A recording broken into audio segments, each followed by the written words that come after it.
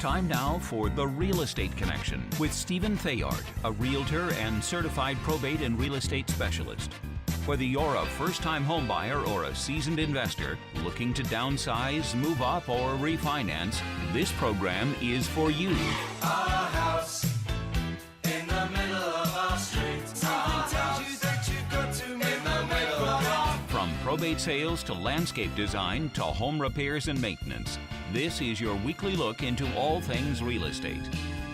Now your host for The Real Estate Connection, Stephen Theard.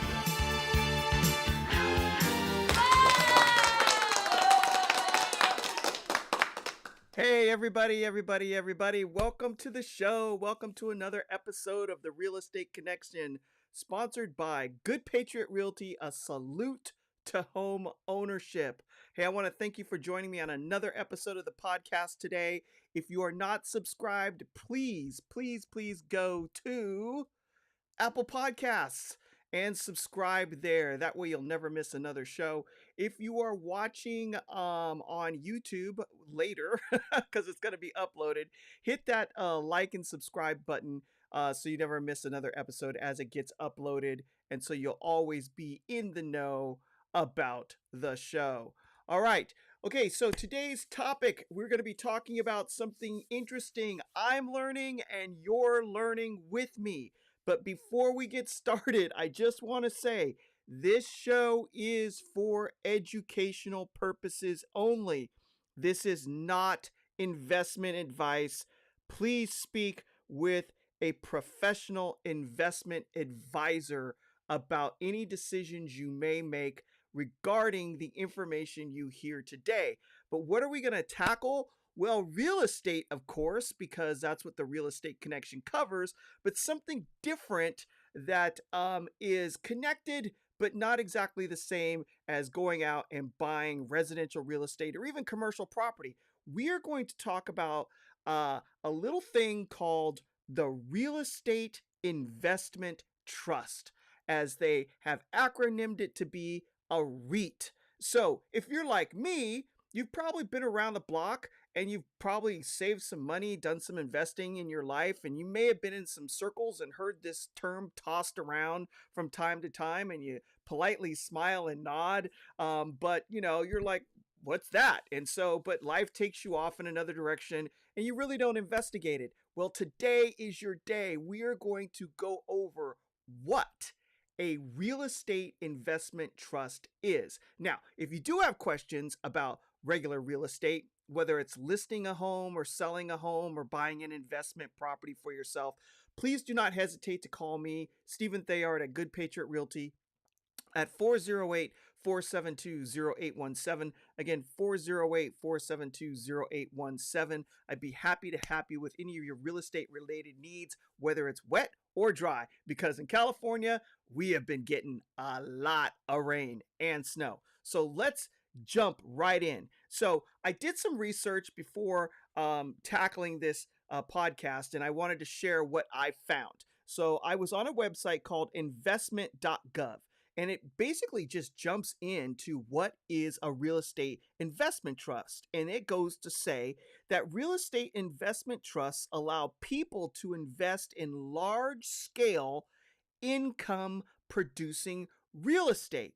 So what does that mean? Okay, so there are companies out there, real estate investment trust companies or REITs, that own and operate income producing real estate or assets. Now, those are some big words, right? So we're talking about operating income producing real estate assets. So accounting terms, what does that really mean? The assets, which is just something that produces income, and that's a quick little lesson. If you want to invest, you want to buy assets, not liabilities, and an asset is anything that you buy that produces income. So they're buying assets and they're real estate. And that it could include residential apartment buildings, like the ones you see driving down the road. You'll see like a 50-unit apartment building, and you're like, who owns that, right? You just think, oh, there's this great rich person that owns it. Well, it could be a real estate investment trust company that owns the property.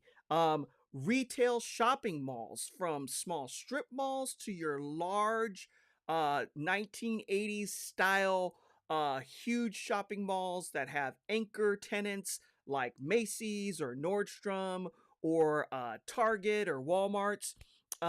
So retail shopping malls, resort hotels. So like in Las Vegas, if they own a brand name resort hotel or the land it's sitting on, vacation resorts, whether they're in Hawaii, Cancun, Europe, the Caribbean, business hotels, and even, get this, even public storage facilities, right? Because they're cash producing assets. You have too much stuff, you go rent a little garage and put your extra stuff in it. The people who own it are making money off of that, and it is real estate. It's located on land, and they are little tiny miniature warehouses for yourself. Also, REITs own big warehouses. And on top of that, some of them also diversify into, which means have extra investments in mortgages. So they'll buy loans that are producing income. So now the question is, you're going to say, okay, so that's interesting. Companies that own and operate real estate related assets that produce income. How does that affect me? Why would I want to know about a REIT? Well, REITs are good for individual investors because a REIT will allow an individual to invest in an income producing real estate project without having to buy the property yourself. So think of it as you're buying shares of a company like a stock, but instead you're buying shares of a real estate investment trust or company that is buying these properties. And so they're taking in the money as you're buying little pieces, right? And then you own a little piece of it. And so as it's producing income, it produces income for you, and you get a little piece. The more you invest, the more you make money, which means you can get in for not a lot of money. So the issue with real estate is the barrier to entry, right? So we're talking about buying anything from a value, say in Mississippi, in a small town, small property from 65 to 95,000, all the way up to 25, 30, 40 million dollars, right? So if you're the average person and doesn't have a lot of extra income, you can take whatever it is, 150, 200, 300, 400, $500, and buy a share of this real estate investment trust. And it would be actually buying real estate in your investment portfolio instead of buying shares of a company. So it helps mix up the blend of your investments, right? So REITs provide a way for an individual investor to add real estate to their portfolio. So we just covered that. So that's the big deal about what a real estate investment trust is and how it relates to, right, the real estate connection, because it is real estate. It's just you're buying a sliver of it instead of the whole project, which allows you access into bigger investments. Now, what are the different types of real estate investment trusts or REITs? Basically, what the article that I read was on investment.gov, which is a government website that you can go check out yourself and look this up. But it will allow it's REITs that are, the difference in REITs are those are that are traded publicly on a public stock exchange, or REITs that are not traded publicly on a public stock exchange. So basically, you have, say, the New York Stock Exchange, or you have the NASDAQ. So the two different public exchanges. Well, there are real estate investment trusts that are on those exchanges where you can buy directly pieces of or shares of those trusts on a public exchange. And then there are also real estate investment trusts that are not on public exchanges that you can buy as well. All right. So the article goes into risk because every investment comes with risk, right? Um, and so we're just going to cover like from 30,000 feet what the risks are. And basically, what it was saying is that most of the risk revolves around uh, purchasing a REIT that is not traded on a public stock exchange. All right. And so we're going to dive into that. So when you're traded on a public stock exchange, there's a lot of rules and regulations that the companies have to adhere to, and there's a lot of people watching what they're doing to protect the public. So anytime that you're buying something that's on a public stock exchange, you inherently have less risk. Now, does that mean that the company can't go under or can't go bankrupt? No. Does it mean that the the um, the financial markets or even the economy can affect a business? No, it means there's still risk, but we're talking about, people kind of disappearing with your money and never showing back up again, things like that. And that's where you're going to have more security in dealing with a REIT that's traded publicly. Now, on a non-public exchange, what are the risk factors that you have to be aware of? Well, one, on a non publicly traded REIT, it's hard to sell quickly out of one of those and get your money out of it for various reasons. Um, because it's not on the open market, um, it's hard. There's some rules that they're not adhering to that you aren't able to get your money out quickly. So I'm just going to read to you what it says. So non-traded REITs are illiquid investments. They generally cannot be sold readily on the open market. If you need to sell an asset to raise money quickly, you may not be able to do so with shares of a non-traded REIT. And that's a direct quote from, I'm sorry I'm stumbling with you guys today, but my notes are a little all over the place. How about a hard reset? All right, that is coming directly from investment.gov in relation to REITs and their explanation thereof. So, what is the other risk of dealing with a non publicly traded REIT? It's hard to know the share value. Okay, so in regards to that, um, share value transparency is delayed by how non-publicly traded REITs are run and operated. And there can be an 18-month delay in knowing exactly what the value is based on how they operate these non-publicly traded REITs. Now, when you're dealing with a publicly traded REIT, you can go to the exchange, the public exchange, and you can see the value of the share anytime you want, right? It's right there out in the public, and you can go check on it. So non-publicly traded REITs have an issue with delaying how much and letting you know how much it's actually worth in the value. And you're probably asking yourself, well, with these issues, Stephen, why would anyone deal with a non-publicly traded REIT? Well, because there's more risk, there's a higher reward factor. It can pay out higher amounts of money for the risk that you're taking with dealing with something that's not regulated as much as a publicly traded REIT. All right.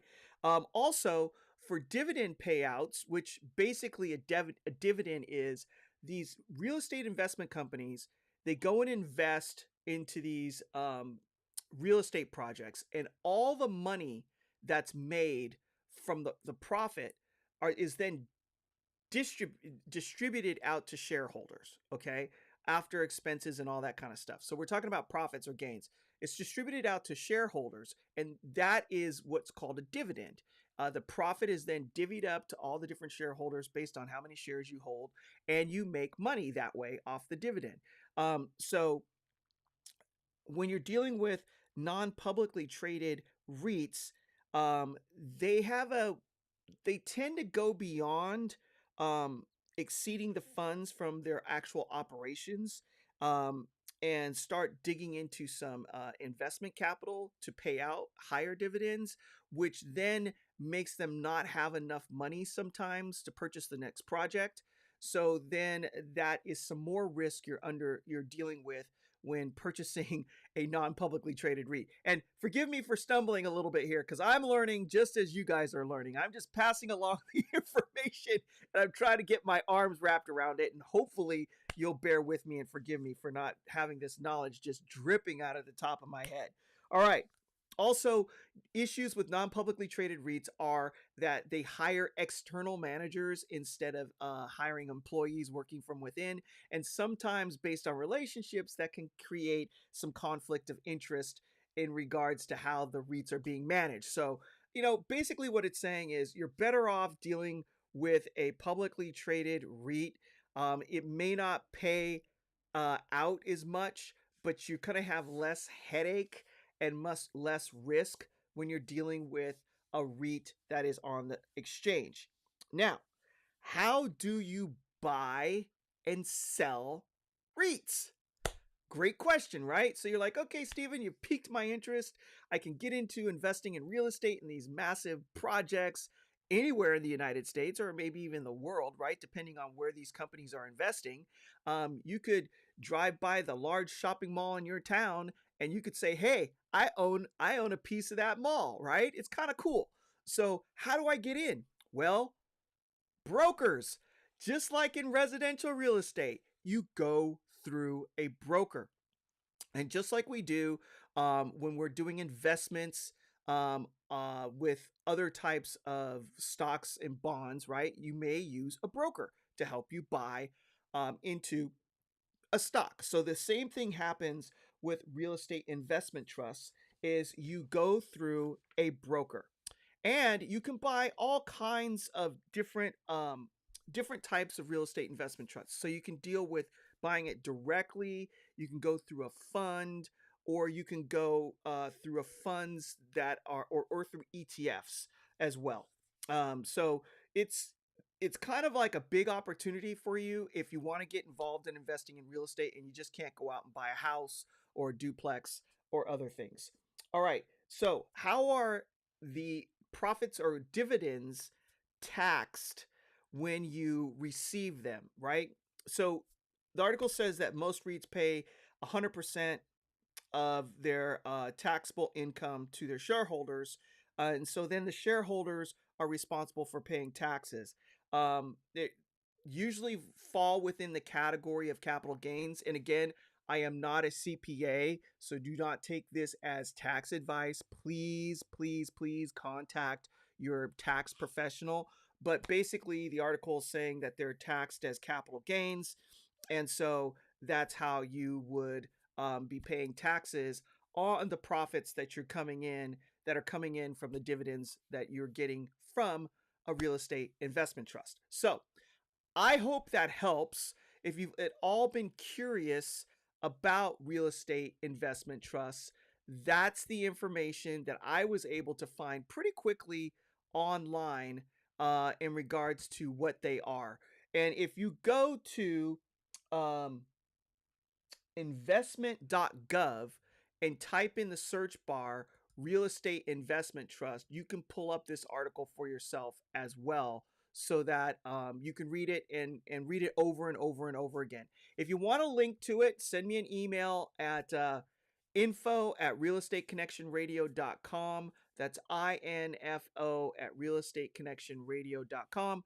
Or you can just send me an email directly at Stephen, STEPHEN, at goodpatriotrealty.com. That's Stephen, STEPHEN, at goodpatriotrealty.com. And I'd be happy to share a link.